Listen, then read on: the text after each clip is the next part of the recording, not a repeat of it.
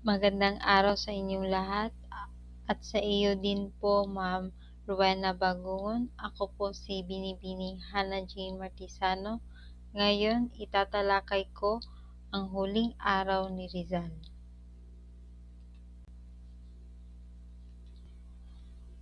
Mga tauhan, Jose Rizal, pambansang bayani, matapang, marangal at maayos sa huling sandali ng buhay. Doña Teodora Alonso, ina ni Rizal, huling nakipagpaalam at tinanggap ang hiling ni Rizal na patawarin siya. Trinidad Rizal, kapatid na babae, tumulong sa pag-uwi ng ina at tumanggap ng liham na tula ni Rizal. Josephine Bracken, kasintahan ni Rizal, huling niyakap at binigyan ng relihiyong regalo. Mga pari at guro, Padre Miguel Mata, Luis Viza, Antonio Rosel, Federico Paura, Jose Bela Clara, Estanislao March, Mariano Dacanay at Balaguer. Mga bumisita, tumulong at nagbigay ng gabay. Kapitan Rafael Dominguez, nagbasa ng hatol at nakisalo sa huling hapunan ni Rizal. Teniente Luis Taviel de Andrade, abogado ni Rizal, tinulungan at pinasalamatan. Santiago Matiex, mamahayag na nag-interview kay Rizal. Don Selvino Lopez Tonyo, Dekano ng Katedral, bumisita kay Rizal.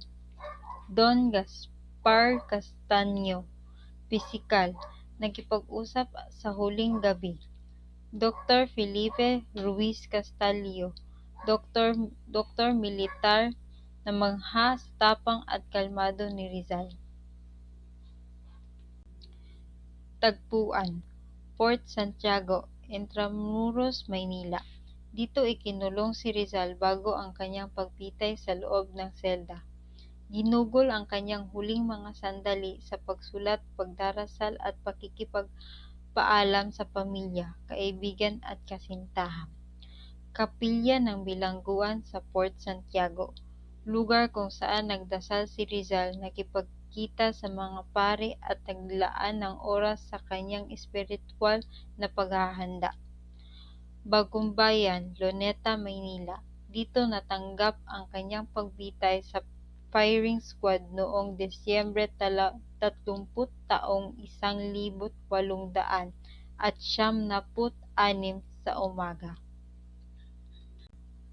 Buod, noong Desyembre 29 at 30 taon 1800 at 96, ginugol ni Dr. Jose Rizal ang kanyang huling oras sa Port Santiago, kung saan binasa sa kanya ang hatol ng kamatayan at inilipat sa kapilya ng bilangguan. Bumisita sa kanya ang mga pare, kaibigan, abogado at mamahayag, at sa kanyang selda tinapos niya ang tula niyang Mi Ultimo Adios at sumulat ng huling liham para sa kanyang pamilya at kay Professor Blumentritt. Nakipagpaalam siya sa kanyang ina, mga kapatid at kay Josephine Bracken, at sa kabila ng nalalapit na kamatayan, nananatili siyang kalmado at matapang. Dumalo siya sa misa ng nangumpisal, kumain ng huling hapunan at isinulat ang kanyang huling mensahe bago ang marcha patungong Bagumbayan, kung saan naka-eleganteng nakasuot at ipinakita ang kanyang tapang sa harap ng firing squad. Pumanaw siya sa edad na 35 at sa kanyang buhay at mga isinulat ay nagpapasiklab at ng damdaming makabayan.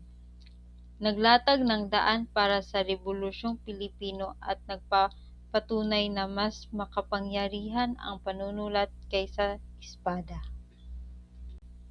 Aral. Ipinakita ni Rizal na dapat tayong maging matapang sa harap ng pagsubok. Panatilihin ang ating dignidad sa lahat ng sitwasyon. Mahalin at pahalagahan ang bayan. Pahalagahan ang pamilya at tunay na kaibigan. Patawarin ang ating mga kaaway. Maging tapat sa ating paniniwala at prinsipyo. At ipakita na ang panulat at kaalaman ay may kapangyarihang impluwensya sa lipunan. Ito lang po at maraming salamat.